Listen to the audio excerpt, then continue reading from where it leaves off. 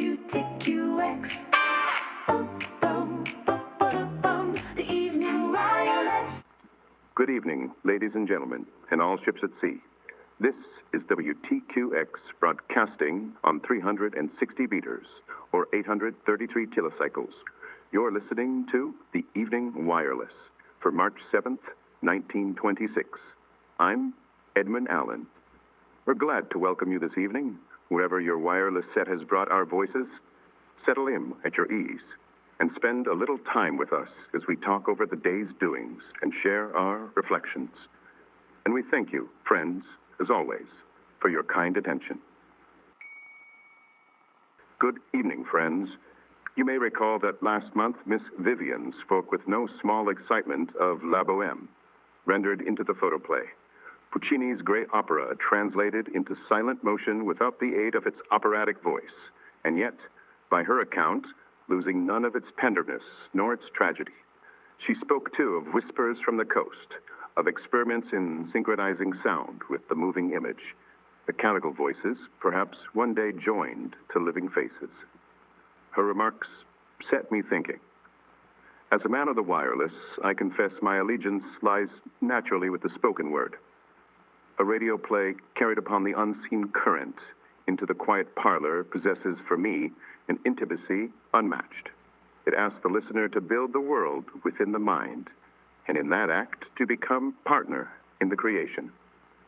And yet, taste is no tyrant. Each man and woman must claim their own delight. The theater, the cinema, the wireless. None need diminish the other. In that spirit, I came upon a reflection printed in yesterday's The Washington Star, and I believe it worthy of your consideration this evening. It reads, "Few will disagree with George Arliss, the distinguished actor, in the belief that neither the radio nor the moving picture can ever take the place of the theater, which represents an art complete, of which the photoplay is but the visual side and the radio play the literature. For when it comes to the entertainment of the masses, it is doubtful if the radio play can ever hope to match the charm of the movie. Not even the theater itself seems to be doing that. This is due not entirely to the fact that the sense of sight invariably commands attention and makes a deeper impression upon the mind than the sense of hearing, because the theater commands attention through both the eye and the ear. But the movie of today, in the matter of sight, offers infinitely more than the theater could ever hope to offer within the narrow confines of the stage. Its scope in background is the world itself.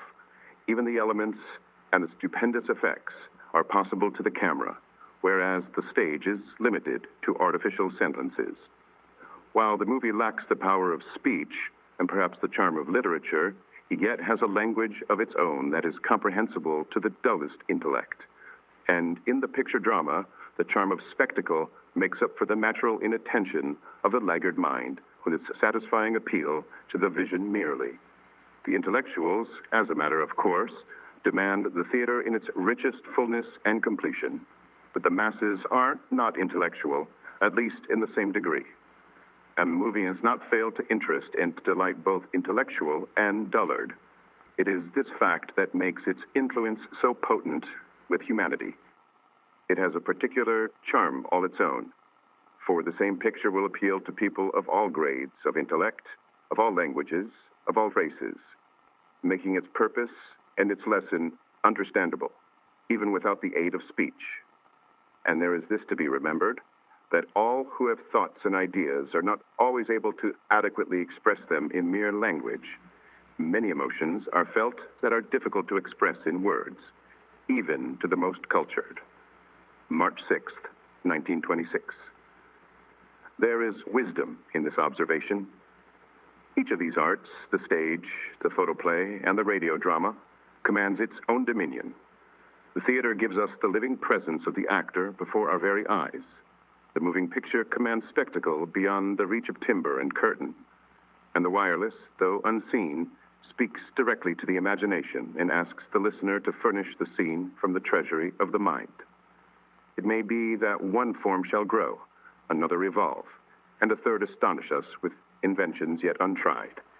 We stand, I believe, not at the ending of anything, but at the most spirited beginning, For my part, I shall continue to cherish the radio play. Yet I confess equal anticipation for Miss Vivian's breathless dispatches from Hollywood, where art and machinery now labor side by side in pursuit of wonder. The love of entertainment, whether upon stage, upon screen, or upon the air, is no trivial appetite. It is evidence of humanity's abiding need to imagine, to feel, and to share its stories. And that, friends, is a gift no new invention can diminish. I thank you for listening. And now, the Evening Wireless heads to the latest flash headlines where Jimmie Sparks brings them to us in his way and his wit. Here's what's fresh off the wire. London, air passengers fall asleep.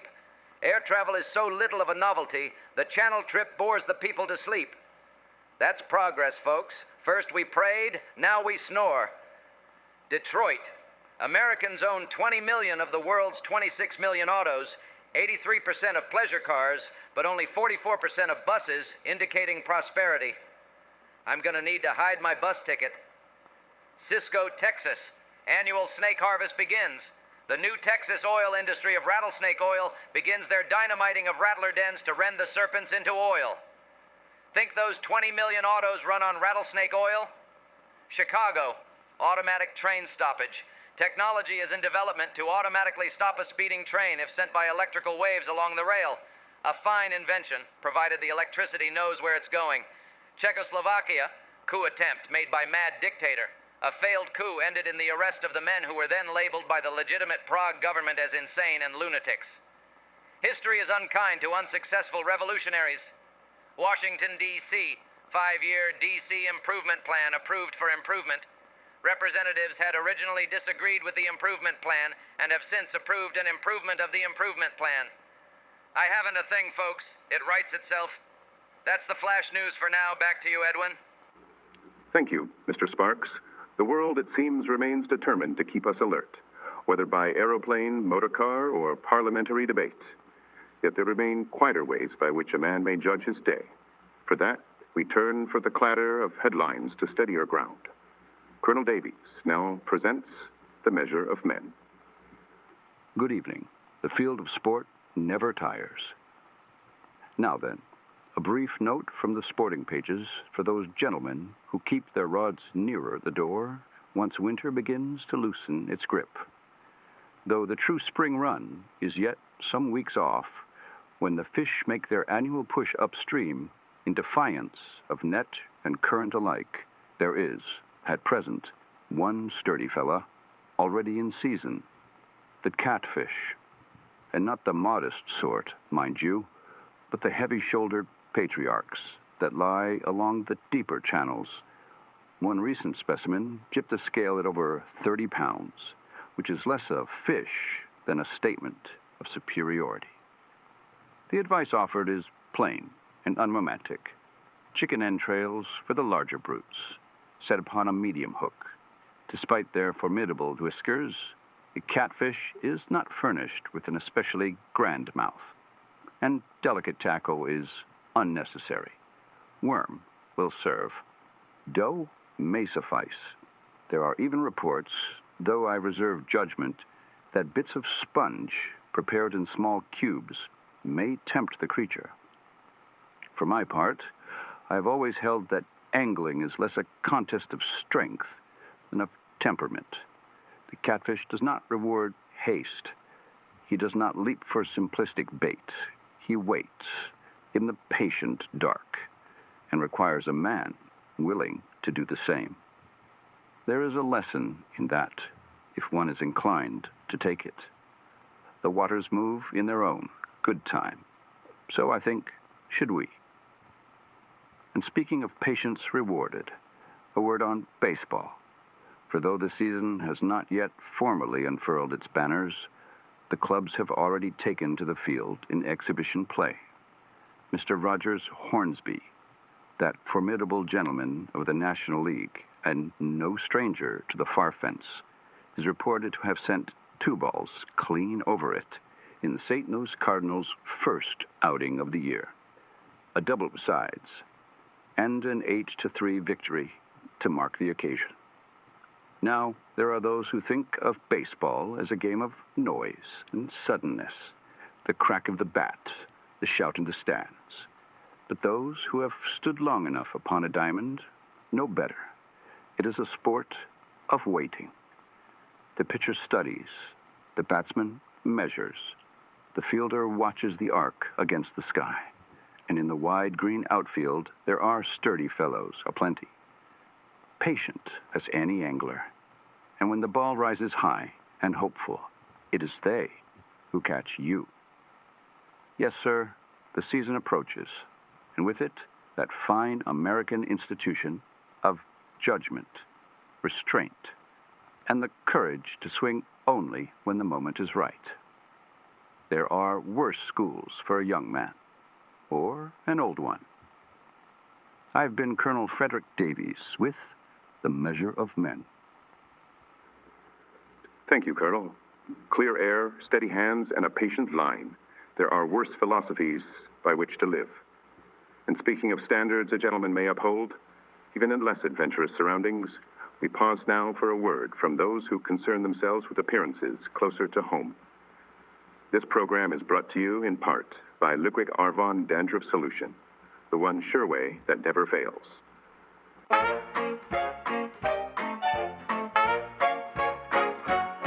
A sure way, a sure way, a sure way to end your dandruff today. Liquid Arvon Dandruff Solution, 65 cents is all you'll pay. There is one sure way that never fails to chase those flakes for good. You've got to dissolve those dandruff scales just like Liquid Arvon would. Apply a little at night. Moisten your scalp just right. Rub it in with your fingertips. Entirely destroy the flakes outright. By morning, most, if not all, of your dandruff will be gone. Those itchy flakes will take a fall. Liquid Arvon clean scalp by dawn. Instantly, directly, itching will stop. No digging, no scratching, no fuss. Your hair turns lustrous, glossy, silky, and soft. That morning shine is also a plus. A 4-ounce bottle's all you need at any drugstore in town. Just your fingertips to need. Liquid Arvon won't let you down.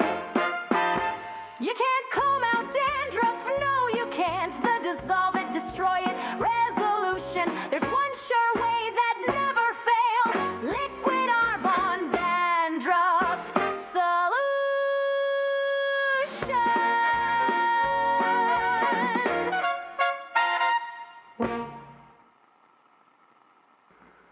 And now, from matters of the scalp to matters of the silver screen.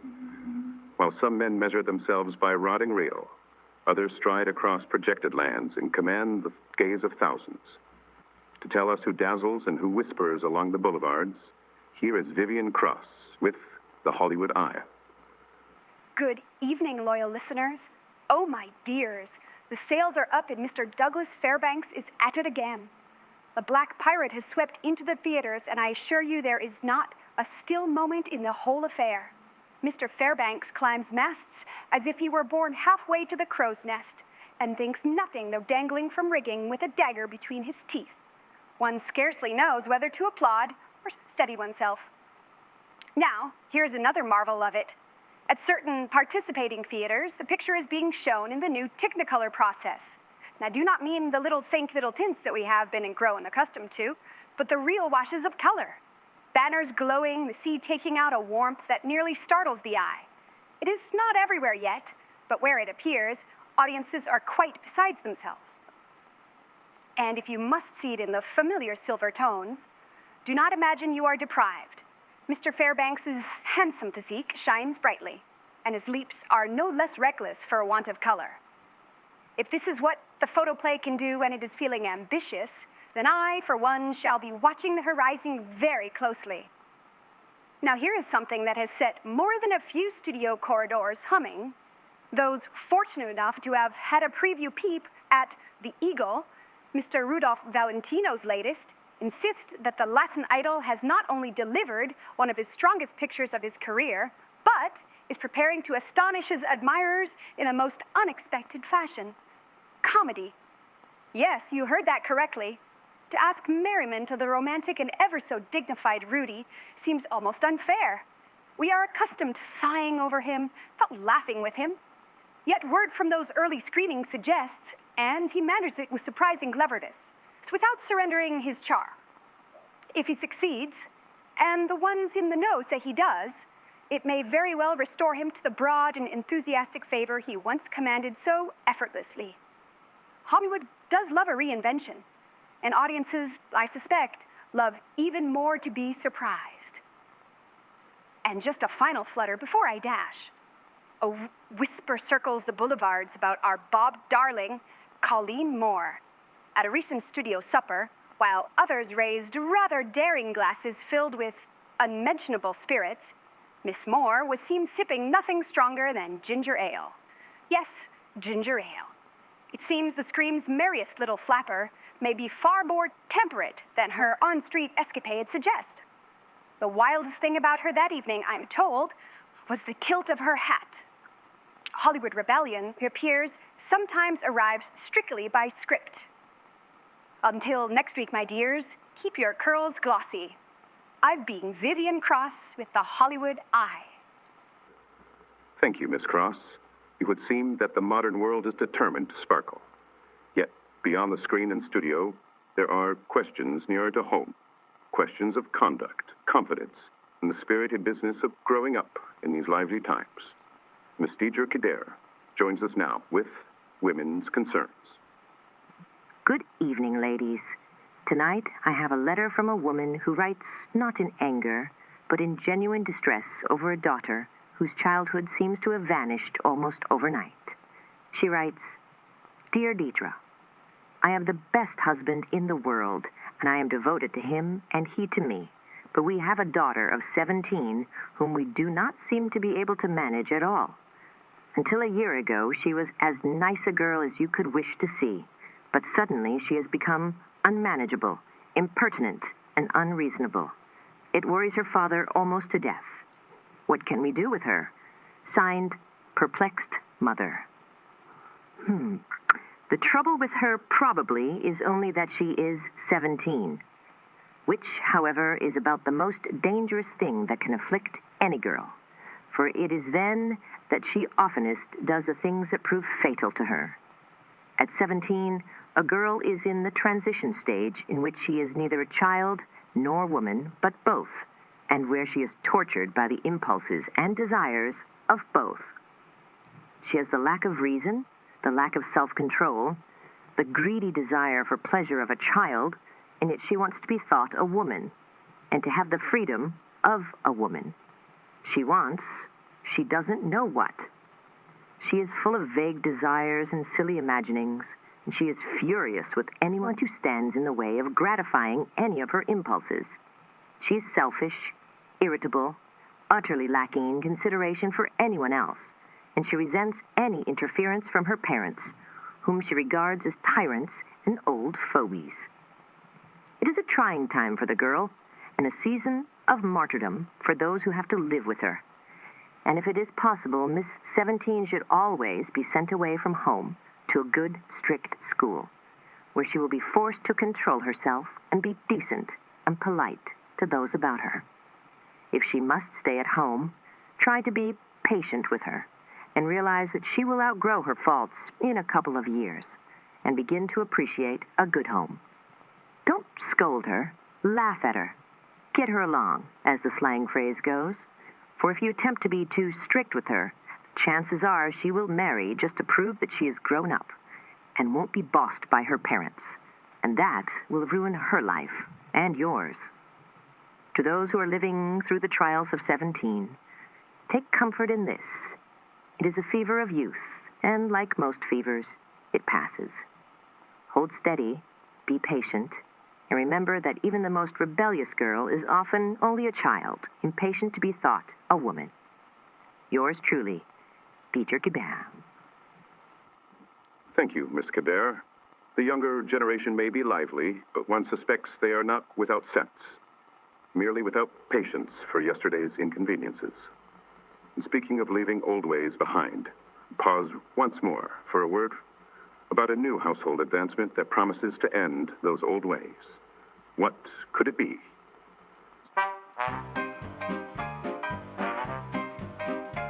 Hey ladies, the secret is out. Hey lady, what's this all about? Yes lady, a brand new product. Yes lady, it will leave no doubt. Removes cold cream, complete all that skin oil. It's elite, scratchy skin, stop old towels obsolete. It isn't an old cloth, those are so passé. The mark of modern living, the brand new way. 27 times absorbent like nothing before. Skin eruptions and germ accumulations are gone today. What can it be? What can it be? Top dermatologists all agree. What is this amazing discovery? The science community has made the decree, a soft and flawless skin guarantee.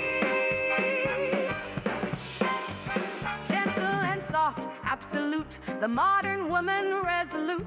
Multiply your skin benefits, there can be no dispute. It ends the old ways, the dark and poor days, that oily skin glaze, shameful rash displays, hollow cunning praise. What could it be? It does what nothing ever did before, not stuck with towels anymore, the only way ever known, the total ruler alone. What is it? What is it? What is it?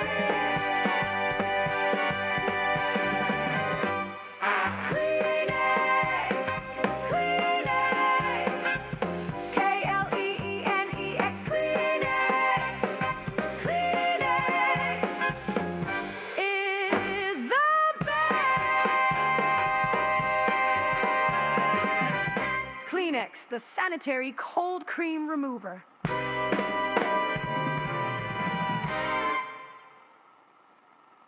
If you may permit a few more moments of your time before we end our broadcast this evening, it would seem this modern age refuses to sit still for even a single evening. We have heard tonight of gallant pirates blazing across the screen in new color at select theaters in The Black Pirate, of idols testing their range, and of bobbed-hair starlets who are rather more temperate at supper than their scenarios might suggest. We have considered the virtues of stage, screen, and the ever-advancing art of radio drama, each vying not for supremacy, perhaps, but for your attention. The Colonel reminds us that sport still belongs to open water and clean air, whether casting a line or awaiting the crack of the bat come baseball season. Youth, as Miss Kildare so spiritedly assures us, has no intention of behaving quietly at 17. Mr. Sparks, as always, proves the world beyond our parlors turns briskly indeed. What strikes me most is not the competition between these amusements, but their abundance. The theater still asks us to gather beneath a single roof. The motion picture dazzles us with scale and illusion. Radio, this curious instrument before me, carries voice and drama across miles without so much as a train ticket. Each promises experience. Each, in its fashion, builds a common conversation. We are living in an era that manufactures dreams with increasing efficiency, and yet the appetite for them only grows. Perhaps that is the true marvel of 1926. Not merely that we can project the pirate in color, but that millions wish to see him. Enjoy your entertainments, ladies and gentlemen. Debate them. Prefer one over the other if you must. But let us remember, they are not rivals so much as reflections of our speed, our confidence, and our unmistakable appetite for living well. And we thank you, friends, as always, for your kind attention. Ba-da-ba-da.